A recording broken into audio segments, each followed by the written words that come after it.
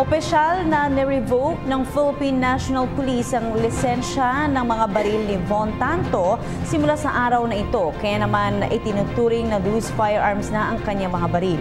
May report ang aming kasamang si Waywaya Macalma, mag-uulat live via phone tag. Aya?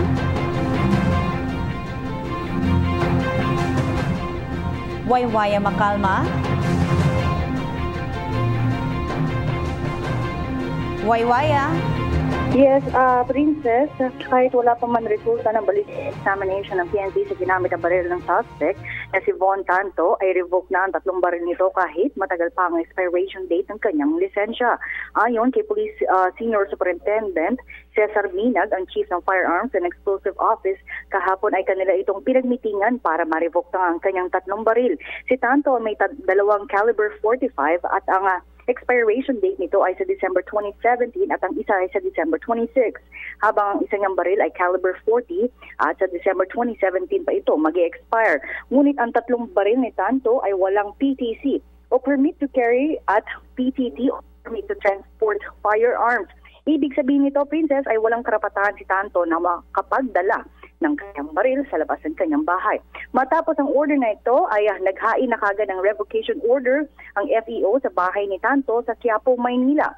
Kaya naman dahil dito ay dapat nang i-turn over niya ang 3 baril niya at dahil kinukonsidera na ito ng PNP na loose firearms.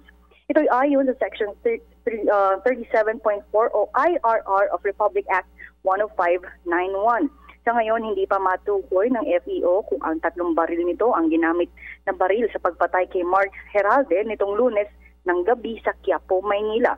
Pero oras sa mapatunayan ay madadagdagan ang kaso ni Tanto at posibleng kasuhan siya ng PNP ng aggravating circumstance at kung hindi pa naman ito lisensyadong ay kung ang ibang baril ang kanyang ginamit ay posibleng illegal possession of firearms ang ikakaso ng Manila Police sa kanya. Dagdag ni Binag na isang pribilehiyo at hindi karapatan ang pagkakaroon ng lisensya ng baril ng isang individual. Para sa PTV News, ako si Waywaya Macalma. Maraming salamat, Waywaya Macalma. Ako po si Kathy San Gabriel. Subscribe na sa PTV YouTube channel. I-click lang po ang subscribe button.